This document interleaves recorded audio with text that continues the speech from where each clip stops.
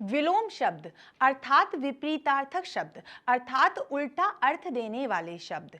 जब भी ये प्रश्न आते हैं बच्चे बहुत आसानी से इनका उत्तर दे देते हैं, परंतु दिक्कत आती है तब जब एक से अधिक ऑप्शन दिखाई देते हैं। जैसे राजा का विलोम प्रजा भी होता है, राजा का विलोम रंक भी होता है और राजा का विलोम रानी भी होता है।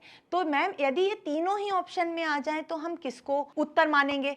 तो बेटा हमेशा याद रखना विलोम तीन प्रकार से बनता है। एक होता है लिंग का आधार, जो कि सबसे कमजोर आधार माना जाता है। जैसे राजा का विलोम रानी, रानी और राजा में कोई द्वंद्व नहीं है, परंतु विलोम माना जाता है लिंग के आधार पर।